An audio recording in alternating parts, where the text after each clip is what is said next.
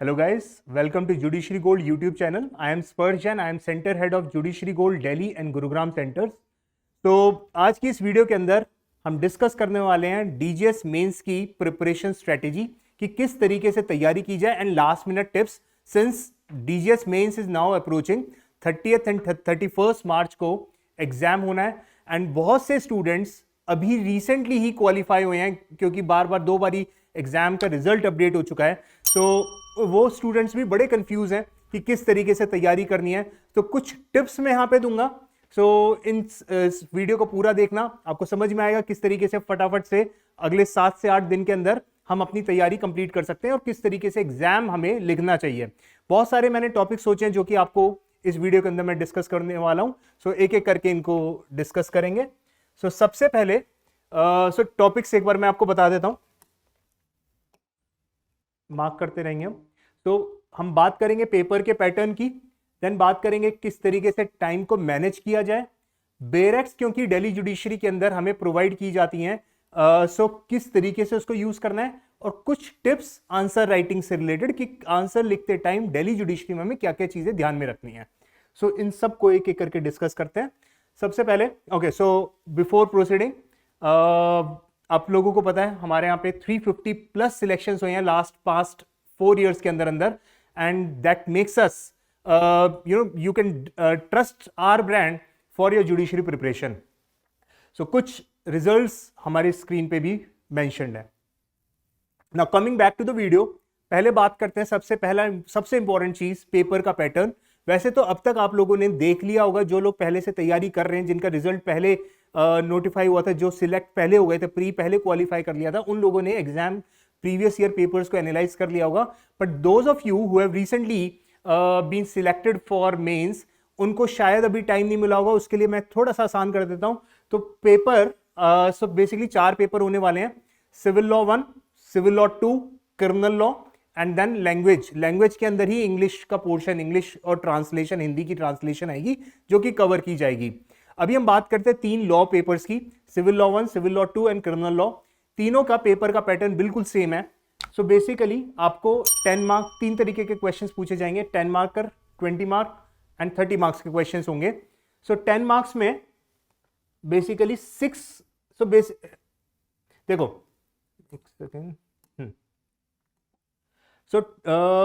10 marks के अंदर 6 questions पूछे जाएंगे जिनमें से हमें 4 अटेम्प्ट करने हैं. सिमिलरली 20 मार्क्स में 3 क्वेश्चंस पूछे जाएंगे और हमें 2 क्वेश्चंस अटेम्प्ट करने हैं. एंड 30 मार्क्स के अंदर हमें 6 क्वेश्चंस पूछे जाएंगे और अगेन हमें 4 क्वेश्चंस अटेम्प्ट करने हैं. इन टोटल 15 क्वेश्चंस आएंगे जिसमें से हमें 10 क्वेश्चंस अटेम्प्ट करने हैं. इन 10 क्वेश्चन में से 4 क्वेश्चंस होंगे 10 नंबर के, 2 क्वेश्चंस हमें लिखने हैं 20 नंबर में एंड 4 क्वेश्चन अगेन हमें लिखने हैं 30 मार्क्स के लिए. राइट? आई होप ये क्लियर है. 10 questions will make us for 200 marks. Total paper का मार्क्स कितने हैं? 200. फिर 200 नंबर के अंदर ये 10 क्वेश्चन हमें अटेम्प्ट करने हैं. राइट? इसमें से 4 क्वेश्चन जो 10-10 नंबर के हैं वो छोटे हो गए.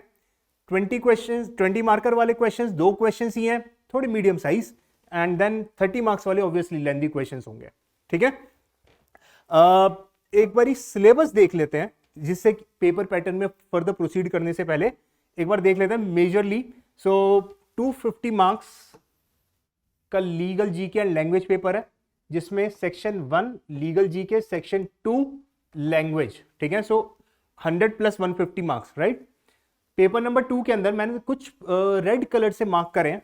ये वो सब्जेक्ट्स हैं जो कि थोड़े एक्स्ट्रा सब्जेक्ट्स हैं, कोर लॉ से थोड़ी से अलग पूछे जा रहे हैं. For example Delhi municipal corporation, new Delhi municipal council act, commercial courts act, registration act, arbitration act, trademarks act and copyright act. Then criminal law के अंदर protection of women from domestic violence, NIA, sexual harassment, then juvenile justice act. ये कुछ subjects हैं जो कि extra subjects हैं. उसके अलावा बाकी सारे कोर लॉ सब्जेक्ट बचते हैं. Contract, sale of goods, TPA, SRA, Hindu law, Muslim law, limitation, tort, then evidence, CPC, CRPC, IPC. सारे कोर लॉ सब्जेक्ट्स हैं. अगर समराइज कर लें, CPC, CRPC, IPC, evidence, contract, Hindu, Muslim, TPA, SRA limitation, ये सारे and sale of goods, तो ये सारे मेजर सब्जेक्ट्स हैं, कोर लॉस सब्जेक्ट्स हैं जो कि एग्जाम में पूछे जा रहे हैं। सो इसको इस तरीके से समझते हैं, कुछ तो हो गए वो सब्जेक्ट जो कि कोर लॉज हैं, कुछ ऐसे जो कि दिल्ली जुडिशरी के स्पेसिफिक सब्जेक्ट्स हैं या स्टेट स्पेसिफिक लॉज बोल लो उनको, ठीक है, जिसमें लोकल लॉज भी हैं और कुछ सेंट्रल लॉज भी हैं। ओके, अब तैयारी कैसे करें? देखो, अभी जो लोग सिलेक्ट हुए हैं, जो अभी just select in the sense qualify हुए हैं फॉर मेंस, अभी उनके लिए बहुत कम टाइम बचा है, हार्डली 7-8 डेज के अंदर आपका मेंस ही हो जाना है। तो इस टाइम पर I would suggest for only for you, I will suggest कि आई थिंक जो एक्स्ट्रा सब्जेक्ट्स हैं जो यहाँ पे मैंने रेड से मार्क करा है, इसको बस फ्लिप जरूर कर लो, बहुत ज्यादा डिटेल में जाने की जरूरत नहीं है। अगर आप ये नहीं भी पढ़ोगे, काम चल सकता है। सी आई एम सेइंग काम चल सकता है। अब पेपर एग्जैक्टली कैसा आएगा वो हमें भी नहीं पता, on the basis of the previous year papers मैं भी बोल रहा हूं शायद काम चल जाए। तो अभी उसकी बजाय मेजर जो कोर लॉज हैं उस पर फोकस करो, क्योंकि टाइम लिमिटेड है, अब कुछ नहीं कर सकते, क्योंकि टाइम लिमिटेड है, इसलिए आपको मेजर या कोर लॉस के ऊपर ही फोकस करना पड़ेगा। पर यस, जो कि पहले क्वालिफाई हुए थे, आई एम श्योर कि आप लोगों ने अपनी प्रिपरेशन कर ली होगी। आप मत अपने एक्स्ट्रा सब्जेक्ट्स की प्रिपरेशन वीक मत करना, ठीक है। बट जो नए स्टूडेंट्स क्वालिफाई हुए हैं वो आई थिंक कोर लॉस के ऊपर फोकस करेंगे, ज्यादा बेटर रहेगा। अब मैंने ऐसा क्यों बोला, उसके लिए मैं आपको प्रीवियस ईयर पेपर दिखाता हूं। जो प्रीवियस ईयर 2022 के अंदर जो मेंस हुआ था, जिसमें ये सारे जो बेसिकली सिलेबस अपडेट हुआ था 2022 के अंदर, तो उसी के ऊपर ही पेपर बना था। मैं आपको एक बार क्वेश्चंस बता देता हूं। सी सिविल लॉ 1 एक बार मैं आपको पूरा बताऊंगा, सारे मतलब civil, criminal, civil law 1, civil law 2 and criminal, ये तीनों ही पेपर डिस्कस करेंगे। थोड़ा सा लैंग्वेज के बारे में बता दूंगा। इन सभी पेपर को फटाफट से डिस्कस करेंगे। I won't take more time. I am not analysing the paper, I am just telling you कि कौन कौन से टॉपिक से क्वेश्चंस पूछे गए थे, ठीक है। आपको एक ब्रीफ आइडिया मिल जाएगा फटाफट से। So coming to the first part, civil law 1 का पार्ट 1 के अंदर, so 4 there were 4 questions out of the 6 questions. So 4 attempt करने हैं, 6 वही मैंने आपको बताया था। टीपीए का क्वेश्चन है, सेल ऑफ गुड्स एक्ट का क्वेश्चन है, अगेंस्ट होगा का क्वेश्चन है, मुस्लिम लॉ का क्वेश्चन है, then Delhi municipal corporation act का क्वेश्चन है, मुस्लिम लॉ का क्वेश्चन है। सो बेसिकली अगर आप यहाँ पे देखोगे, यहाँ पे एक ही सब्जेक्ट एक्स्ट्रा जो स्टेट स्पेसिफिक लॉ से पूछा गया है, that is Delhi municipal corporation act. और अगर 6 में से आप इसको छोड़ दोगे तब भी आपके पास 5 क्वेश्चंस बचे, उन 5 में से भी 4 ही अटेम्प्ट करने हैं। तो अगर आप ये छोड़ के जाते हो तो काम चल सकता है, ठीक है। This is for part 1। Now coming to part 2। Part 2 के अंदर कॉन्ट्रैक्ट पूछा गया है, देन सीपीसी एसआरए के अंदर एंटी सूट इंजंक्शन का एक कॉन्सेप्ट होता है, वो पूछा गया, 2003 की जजमेंट है उसके ऊपर। देन टीपीए के अंदर equitable mortgage, that is mortgage by deposit of title deed, उसके ऊपर है। अगेन देखो, इन 3 में से हमें 2 क्वेश्चन अटेम्प्ट करने, 20 मार्कर के क्वेश्चन हैं। अब यहां पर भी अगर आप एक्स्ट्रा सब्जेक्ट कुछ पूछा ही नहीं है तो इसलिए कोई दिक्कत नहीं है, वो हमारे लिए सेफ अगर हम छोड़ते हैं। Now coming to part 3 of civil law 1। So the first question number 10 जो यहां पे लिखा हुआ है, अपील डीआरसी के ऊपर है, रेंट कंट्रोल, ये एक्स्ट्रा सब्जेक्ट के ऊपर है, ठीक है, जो स्टेट स्पेसिफिक लॉ है। बट 6 होंगे, 6 में से हमें तो 4 ही करने हैं ना। तो अगर डीआरसी नहीं भी पढ़ पाए हम, हमारी प्रिपरेशन नहीं भी हो भाई, तो भी देखते हैं काम चलेगा या नहीं, एक बार देखते हैं। नेक्स्ट क्वेश्चन देखो, एचएमए के ऊपर आ गया, हिंदू लॉ के ऊपर आ गया। उसके अगला SRA, specific performance of contract के ऊपर क्वेश्चन आ गया, मेन सब्जेक्ट है। Question number 13 contract act, bailment के ऊपर आ गया question. And question number 14 Hindu law, again partition, Hindu succession act के ऊपर क्वेश्चन है। Question number 15 TPA mortgage, basically mortgage और गिफ्ट से रिलेटेड है, मतलब टीपी के। तो इसका मतलब इन लास्ट पार्ट 3 के अंदर 6 में से सिर्फ एक ही क्वेश्चन रेंट कंट्रोल के ऊपर आया है और कोई भी एक्स्ट्रा सब्जेक्ट यहाँ पे नहीं पूछा गया है। तो अगर हम सिविल लॉ के जो एक्स्ट्रा सब्जेक्ट्स हैं, जो मैं आपको यहाँ पे बता रहा था, एक बार मैं वापस ओपन करता हूँ।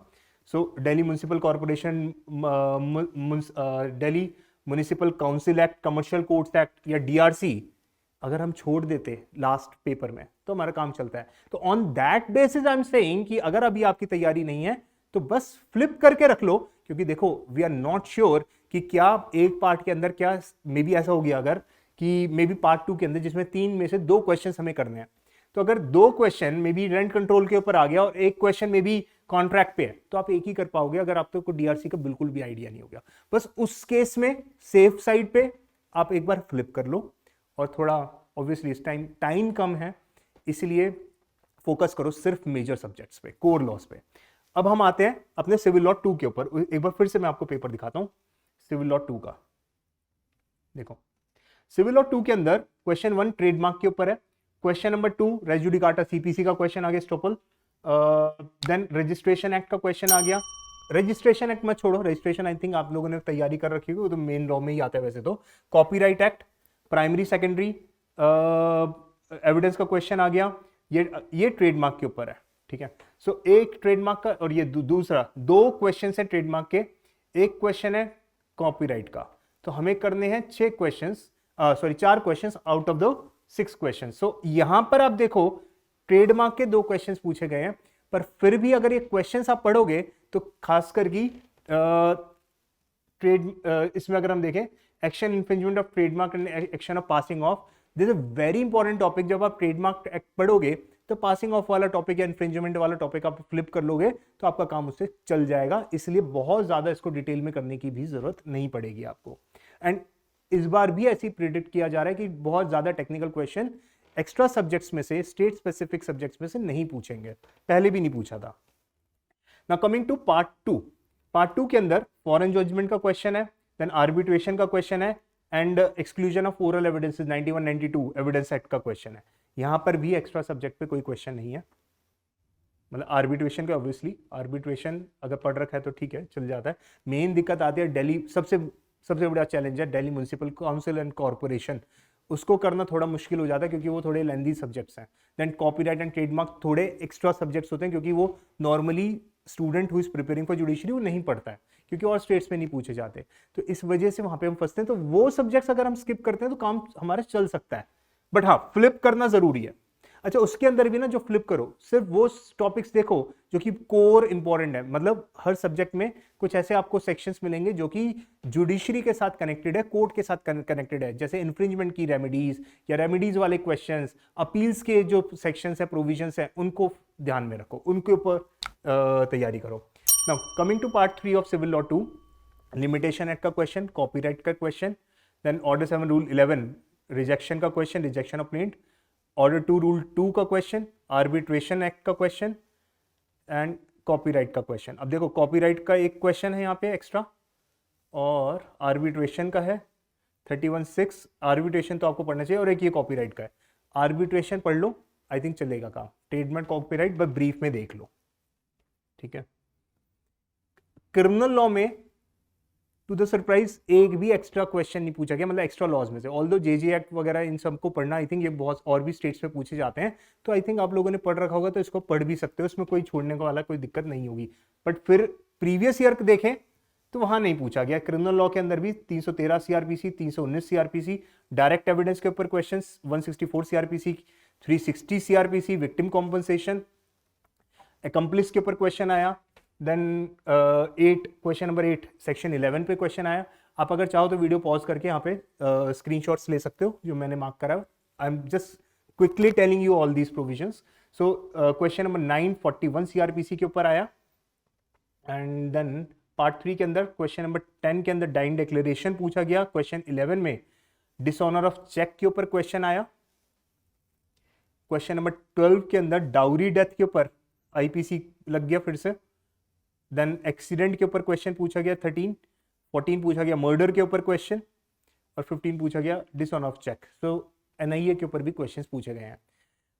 सी if I sum up on the basis of the previous year paper, मेरे को ऐसा लगता है क्योंकि टाइम कम है, अगर हम new Delhi municipal council act, commercial courts act, Delhi municipal corporation act, then trademark and copyright act, इनको बस ब्रीफ में कर लें, बाकी सारे सब्जेक्ट अच्छे से तैयार कर लें, क्योंकि बाकी के सब्जेक्ट आपने कभी ना कभी पढ़ रखे होंगे। क्योंकि टाइम की वजह से अपना टाइम टेबल ही कुछ ऐसा बना लो, इनको आप ब्रीफ में पढ़ लो, और मे बी इनको अभी ब्रीफ में पढ़ के खत्म कर लो, मे बी एक दिन रख लो इन 4 सब्जेक्ट्स पे, बाकी सारे डिटेल में कर लो, तो बहुत इजीली आपकी तैयारी हो सकती है। क्योंकि we actually have no other strategy, but यही हमें फॉलो करना पड़ेगा. डोंट एक्सपेक्ट कि एग्जाम पोस्टपोन हो जाएगा, मीन्स बाद में हो सकता है 30-31 के बाद चला जाएगा. ऐसा कोई भी प्रिडिक्शन नहीं है और ऐसा सोचना ही गलत है. अगर ऐसा हुआ, वैसे जिसके चांसेस नहीं दिख रहे, अगर ऐसा हुआ भी तो वो आपके लिए एडिड एडवांटेज बन जाएगा. अपनी तैयारी 30 मार्च के हिसाब से ही प्लान करके रखो. ठीक है. Okay, so this was the exam pattern. Now coming to the next part, time management. I have already told you we have to write 10 questions for 200 marks, जिसमें 4 क्वेश्चंस हमें लिखने हैं 10 नंबर में, 2 क्वेश्चंस 20 मार्क्स में and 4 questions again 30 marks में. अब अगर ध्यान से समझो इस चीज को, इस वाले पोर्शन पे अगर आपने ज्यादा टाइम लगाया 4 क्वेश्चंस पे जो 10-10 नंबर के हैं, क्योंकि नॉर्मली होता यही है जब हम एग्जाम देने बैठते हैं, और ये 4 नंबर वाले क्वेश्चंस ना बहुत छोटे छोटे क्वेश्चंस होते हैं, फिर भी हम इसके ऊपर लिखते ज्यादा हैं. इसको हमें ध्यान रखना है. फर्स्ट पार्ट के अंदर टाइम बहुत कम यूज करना है. हमें मैक्सिमम टाइम लगेगा इन 4 क्वेश्चंस को सॉल्व करने के लिए. तो ऐसे मान के चलो इन 4 क्वेश्चंस के अंदर आप बेसिकली इन 6 क्वेश्चंस के अंदर 1 आवर मे बी 10 मिनट्स और 15 मिनट्स टाइप्स लगाओ इन 6 क्वेश्चंस को लिखने में.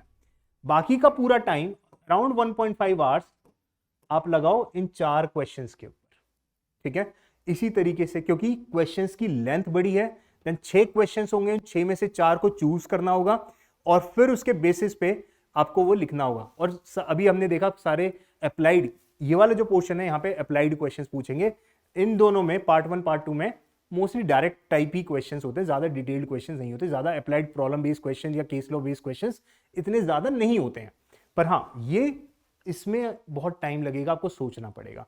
तो इस वजह से इसके इस तरीके से डिवाइड करो कि 1.5 घंटे से ज्यादा, 1.5 आवर से ज्यादा, 50% से ज्यादा, ऑलमोस्ट 60% टाइम आपको इन 4 क्वेश्चंस पे लगने वाला है. अकॉर्डिंगली टाइम को कैलकुलेट करके प्लीज प्रैक्टिस कर लेना. अगर पेपर ही अगर आपने छोड़ दिया, सपोजिटली आपका लास्ट में किसी वजह से एक क्वेश्चन मिस हो गया, तो 30 नंबर सीधा चले जाएंगे. 200 में से 170 का ही अगर आप अटेम्प्ट करोगे तो आपको मार्किंग सोचो 170 में से हो रही है, 200 में से तो हो ही नहीं रही, तो कितना कम चला जाएगा आपका स्कोर. इस वजह से प्लीज पेपर पूरा करना. दिल्ली के अंदर ये बहुत बड़ा चैलेंज होता है, हमारा पेपर टाइम पे कंप्लीट ही नहीं हो पाता है. ओके, ठीक है. नेक्स्ट पार्ट पे आते हैं of this video, that is use of BEAR Act. As we are aware, in Delhi Judiciary we are getting BEAR Acts, but this does not mean कि हमारा काम आसान हो गया, क्योंकि BEAR Act बेस्ड पेपर में क्वेश्चंस आते ही बहुत कम है. वो आएंगे भी तो 10 नंबर या 20 नंबर वाले आएंगे. ठीक है. जो 30 नंबर वाले क्वेश्चंस हैं उसमें आपको अपने कॉन्सेप्ट्स अप्लाई करने पड़ेंगे, तभी पेपर होगा. बस BEAR Act अगर आपको अगर प्रोविजन पता है, फिर भी अगर आप BEAR Act ओपन कर रहे हो, that is you are wasting your time. Please don't do that. Time मत खराब करना. अगर टाइम आप इस BEAR Act को पढ़ने में, खास करके फॉर एग्जांपल अगर रेड जुडिकाटे का क्वेश्चन आया है और अगर आप सेक्शन 11 CPC वहां बैठ के पढ़ोगे तो obviously you are wasting your time. कहीं पर कोई प्रोविजन, जैसे इसमें पूछा हुआ था 31 क्लॉज 6 ऑफ आर्बिट्रेशन एक्ट, वहां पर टकरे हो, आपको पता है मैंने आर्बिट्रेशन पढ़ा हुआ है, 31 क्लॉज 6 मेरे को स्ट्राइक नहीं हो रहा, फटाफट से उस प्रोविजन को आप देख लो, वहां पे ठीक है. पर अगर आप पूरा का पूरा प्रोविजन ही वहां बैठ के पढ़ने शुरू कर दोगे तो आपका टाइम खराब हो जाएगा. Please don't do that. BEAR Act को साइड में रख देना. अपना आप ये मान के चलो कि बिना BEAR Act के ही पेपर देना है. बस कहीं पे आप बिल्कुल फंस गए हो, आपको लग रहा है कि नहीं मेरा बिना प्रोविजन देखे आगे मैं प्रोसीड नहीं कर पा रहा हूं, और अगर वो प्रोविजन देख लूंगा तो मैं बहुत आराम से उस टॉपिक को कवर कर सकता हूं, तो उस केस में ही बस BEAR Act को रेफर करना. ठीक है. क्योंकि हमारी हैबिट होती है इस तरीके की कि BEAR Act रखे, चल एक बार टैली कर लेते हैं. प्लीज टैली करने का टाइम नहीं है वहां पे, ध्यान रखना इस चीज को. 3 आवर्स मिलेंगे, सबके लिए उतना ही टाइम है. BEAR Act अगर यूज करोगे टाइम आपका अपने आप ही कम हो जाएगा, आप लिख ही कम पाओगे. अच्छा, लिखना कितना है अब हम अगले पार्ट में डिस्कस करते हैं. आंसर राइटिंग के अंदर बहुत से स्टूडेंट्स ये भी बड़े कंफ्यूज रहते हैं, लिखना कितना है. देखो, ऐसा कोई फिक्स पैटर्न नहीं है, फिर भी अगर आपको मैं समझाऊं तो 5 मार्क्स के अंदर 1 side of the exam I think ठीक होता है। हाँ, थोड़ा सा एक्स्ट्रा चलेगा, हाँ इससे कम भी नहीं, बट इतना चलता है, ठीक है। What is more important is your content, ठीक है। लेंथ शायद इतना ज्यादा मैटर नहीं करेगा, ज्यादा मैटर करेगा आपका कंटेंट। क्या आपने सारे provisions, interlinking, case laws, policies, हर चीज एक्सप्लेन करी है? अगर हाँ, तो आई थिंक उससे काम आपका हो जाएगा। तो इसलिए ज्यादा लिखने के चक्कर में आपका लास्ट क्वेश्चन 30 मार्क्स का क्वेश्चन जो होगा उसको सफर करना पड़ेगा। इसलिए पहले से ही उसको टाइम को प्रॉपर्ली मैनेज करके चलना, ज्यादा हमें कहीं लिखना ही नहीं है, बस जो पूछ रहे हैं टू द पॉइंट हमें आंसर देने हैं, ठीक है। उसको एक्सप्लेन करो, क्या क्या लिखना चाहिए हमें आंसर्स के अंदर। अगेन फिर से बता रहा हूं मैं, पॉलिसी लिखनी चाहिए हमें वो सेक्शंस के कीवर्ड, पूरा सेक्शन मत कॉपी पेस्ट करना, बेरेक तो मिल ही रही है ना, सोचो तो सेक्शन लिखने का क्या फायदा होगा, याद भी है तो भी कोई फायदा नहीं होगा। सेक्शन के जस्ट कीवर्ड्स उनको एक्सप्लेन करो। केस लॉज को लिखो, केस लॉज में लेटेस्ट एंड लैंडमार्क केसेस को लिखो, ठीक है। Then interlinking, very important, interlinking जितनी कर सकते हो उतनी ज्यादा करो। जितने सेक्शंस को आप कनेक्ट कर सकते हो, बर्डन ऑफ प्रूफ कनेक्ट कर सकते हो, मे बी आप फंडामेंटल राइट्स, फंडामेंटल ड्यूटीज को कनेक्ट कर सकते हो। मे बी सीपीसी का क्वेश्चन है तो सीआरपीसी को कनेक्ट कर सकते हो, और वाइस वर्सा सीआरपीसी का क्वेश्चन है सीपीसी को कनेक्ट कर सकते हो। इस तरीके से जितनी ज्यादा कनेक्शंस होंगे, इंटरलिंकिंग्स होंगी, उतने आपका आंसर अच्छा होता चला जाएगा। प्लीज इसको जरूर करना, ठीक है। एंड कंक्लूजन जब भी लिखो बहुत ब्रीफ में लिखो, जितना हो सके कंक्लूजन को ब्रीफ में लिखो। जो क्वेश्चन पूछ रहा है एग्जैक्टली उसी पॉइंट पे आप उसको आंसर में अपने इनकॉर्पोरेट करो, right. So this is what you should write, rest you can exclude, क्योंकि जितना एक्स्ट्रा लिखोगे अगेन वही बात, ज्यादा लंबा हो जाएगा, टाइम वेस्ट हो जाएगा, कोई फायदा नहीं होगा उसका, ठीक है। सो इन सब चीजों का हमें यहाँ पे ध्यान में रखना है। एट टाइम्स ऐसा होता है पेपर के अंदर, जब हम पेपर लिखना शुरू करते हैं, पेपर पढ़ना शुरू करते हैं, तो एट टाइम्स होता है कि पूरा पेपर पढ़ा और शुरू के जो क्वेश्चंस है वही नहीं आ रहे होते। उससे हमारा काइंड ऑफ हमारी मोटिवेशन कम हो जाती है, थोड़ा डिसअपॉइंटमेंट हो जाती है। उससे मत परेशान हो। अगर शुरू के क्वेश्चंस नहीं आते इसका मतलब ये नहीं कि बाद के क्वेश्चंस नहीं आते होंगे, और शुरू में तो वैसे भी डायरेक्ट क्वेश्चंस होते हैं, वहां पर अगर आप अटक रहे हो सेक्शन देख लो फटाफट से, ठीक है। तो इसलिए डिसअपॉइंट मत हो, बट हाँ शुरू के क्वेश्चन में टाइम भी ज्यादा नहीं लगाना, हमें ओवर थिंकिंग नहीं करनी। कम से कम एक क्वेश्चन को, क्योंकि जो खास करके जो पार्ट 3 के अंदर 30 मार्क्स वाले क्वेश्चंस होंगे, उसको आपको कम से कम 2 बार पढ़ना पड़ेगा, क्योंकि लेंथ ही इतनी बड़ी है। फर्स्ट रीडिंग के अंदर आप अपना वहीं पर ही आंसर शीट में मार्क कर लो कि ये इंपॉर्टेंट पॉइंट्स है, मैं जो अपने दिमाग में मैं सोच रहा हूं। आंसर को, जो क्वेश्चन है उसकी वर्डिंग्स को आंसर में कॉपी पेस्ट मत करना, बस उनमें से जो मेन पॉइंट्स है वो आप यूज करो। पूरा का पूरा क्वेश्चन मत कॉपी पेस्ट कर देना, उसका कोई फायदा नहीं होने वाला। बस पॉइंटर्स लो। एट टाइम्स बहुत सारे ऐसे फैक्ट्स होते हैं जो कि यूजलेस होते हैं, जो कि बेसिकली आपको समझाने के लिए दिए गए हैं, उनको लिखने की जरूरत नहीं है आंसर्स के अंदर। अप्रेजल, सो बेसिकली आंसर लिखते टाइम हमें इश्यू बनाना होता है सबसे पहले, फिर उसके बाद हमें अप्रेजल करना होता है, हमें लॉ लिखना होता है। जो अप्रेजल वाला पोर्शन होता है ना, उसके अंदर हम बहुत से स्टूडेंट्स करते हैं, वो पूरे क्वेश्चंस को कॉपी पेस्ट करते हैं, उसके फैक्ट्स को कॉपी पेस्ट करने की कोशिश करते हैं। हमें नहीं करना है इसको, हमें कॉन्सेप्ट एक्सप्लेन करना है, हमें लॉ एक्सप्लेन करना है, हमें इंटरलिंकिंग लिखनी है। हमें पूरे फैक्ट्स एक्सप्लेन नहीं करने अनटिल एंड अनलेस वो किसी तरीके से केस के अंदर रेलेवेंट हो। अब क्योंकि रेलेवेंट की बात आ गई, तो यहां पे एक और चीज मैं बताऊं, इंटरलिंकिंग के साथ आप सेक्शन 6 से 55 ऑफ इंडियन एविडेंस एक्ट, जो कि रेलेवेंसी के ऊपर प्रोविजंस है, उनको भी कनेक्ट कर सकते हो, खास करके अप्रेजल वाले पैराग्राफ के अंदर, ठीक है। तो एविडेंस के साथ बहुत से प्रोविजंस कनेक्ट होते चले जाते हैं, उनको जरूर करो जितने हो सकते हैं।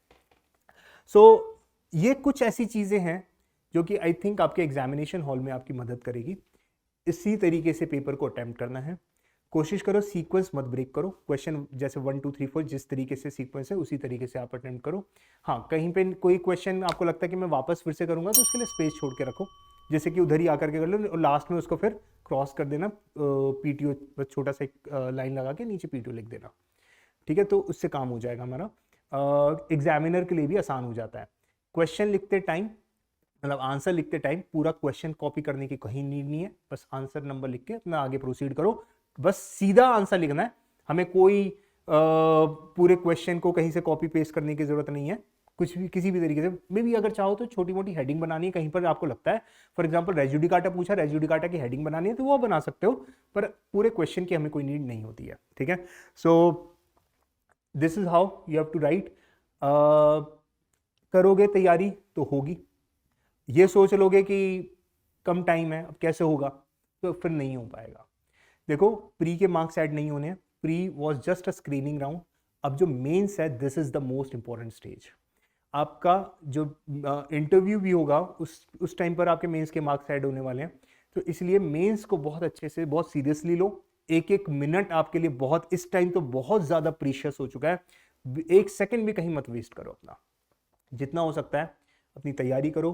प्रीवियस ईयर पेपर्स देखो, अब क्या क्या पढ़ना है, क्या क्या चीजें रिवाइज करनी है, प्रीवियस ईयर पेपर्स देखो, केस समरीज एटलीस्ट पिछले 1-1.5-2 साल की जो लेटेस्ट इंपॉर्टेंट केसेस हैं उनकी समरीज देखो, क्या क्या कौन कौन से केसेस हैं, क्योंकि दिल्ली के अंदर रीसेंट केस के ऊपर भी क्वेश्चंस बनाए जाते हैं, ठीक है। देन प्रीवियस ईयर पेपर जरूर देख लो एक बारी, किस तरीके से क्वेश्चंस पूछे जा रहे हैं, उनके अंदर क्या क्या चीजें हमें लिखनी है, ठीक है। सो सिर्फ अच्छा देख रहे हो, अब ये पेपर मैंने अभी जो ओपन किया था इसके अंदर 2022 वाला 2022 वाला सारा इंपॉर्टेंट एरिया से पूछा गया, कोई ग्रे एरिया से क्वेश्चंस नहीं आए हैं। कोई ऐसा नहीं है कि कोई ऐसा प्रोविजन जो कि हम नहीं पढ़ते हैं नॉर्मली, हम स्किप कर देते हैं, उसमें से क्वेश्चन नहीं आएंगे।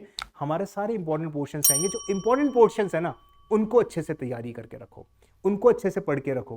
प्रीवियस ईयर पेपर्स के अंदर भी वही, मे बी आप दिल्ली या हरियाणा के आप बस पेपर्स देख लो और किसी स्टेट के नहीं। दिल्ली, अगर दिल्ली हो गया है तो हरियाणा के प्रीवियस ईयर पेपर्स देख सकते हो, क्योंकि पैटर्न थोड़ा थोड़ा सिमिलर सा होता है दोनों स्टेट्स में, ठीक है। एंड केस लॉज हो गए। देन अभी हम लैंग्वेज की बात कर रहे थे, एक बार लैंग्वेज पेपर भी देख लेते हैं। तो this is the language paper, जिसमें पहले जीके आएगा 100 मार्क्स के, इसमें हमें 200 वर्ड्स लिखने, 8 क्वेश्चन हैं, 200 वर्ड्स के अंदर हमें पैसेजेस लिखने छोटे छोटे से, इन सभी टॉपिक पे, सारे करंट टॉपिक्स नहीं है। देन इसमें अगेन ट्रू फॉल्स वाले क्वेश्चन है, बस ट्रू फॉल्स लिखते ही मार्क्स मिल जाने। फिर ये क्वेश्चन नंबर 3 हमें पूछा जाता है, जिसमें हमें ब्रीफ में कुछ सेंटेंसेस वगैरह लिखने होते हैं। देन लैंग्वेज के अंदर 2 टॉपिक्स के ऊपर एस्से आ जाते हैं हमारे, ठीक है, 500 वर्ड्स के अंदर। देन प्रीसी राइटिंग आती है एक, और translation English to Hindi, Hindi to English, and last में कुछ फिल इन द ब्लैंक्स जिसमें ग्रामर वगैरह का पोर्शन आ जाता है, ठीक है, कुछ वो कैब का पोर्शन आ जाता है। तो ये पेपर होता है, ज़्यादा बहुत मुश्किल नहीं है। एंड प्लीज़ लैंग्वेज पेपर को वीक मत करना, हर रोज थोड़ी देर लैंग्वेज पेपर पे दो, लैंग्वेज पेपर बहुत स्कोरिंग होता है, इसके अंदर मार्क्स मत कटवाना, ठीक है। So this was something which I wanted to discuss with you all who are writing this exam. तो इन केस अगर आपको कोई भी हेल्प चाहिए है एग्जाम से रिलेटेड, कोई कुछ, किसी को पेपर की रिक्वायरमेंट है, किसी को कुछ और दिक्कत आ रही है प्रिपरेशन में फॉर दिल्ली जुडिशरी पर्टिकुलरली, क्योंकि अभी हमारा वो इमीडिएट एग्जाम होने वाला है मींस का, किसी भी तरीके की कोई भी प्रॉब्लम है, कुछ भी हेल्प चाहिए, चाहे आप जेजी के स्टूडेंट हो या नहीं, what is important is if you are preparing for Delhi mains, आप हमें कॉल कर सकते हो। अगर कोई भी दिक्कत है just give us a call on this number. अगर चाहो तो मेरे से भी कनेक्ट कर सकते हो, इस नंबर पे कॉल करना, मेरे से, मैं आपको कनेक्ट, सो बेसिकली मैं आपको कॉल बैक कर लूँगा। So thank you so much, best of luck, अच्छे से परफॉर्म करो, और आई एम श्योर मेहनत करोगे तो पेपर होगा। Thank you.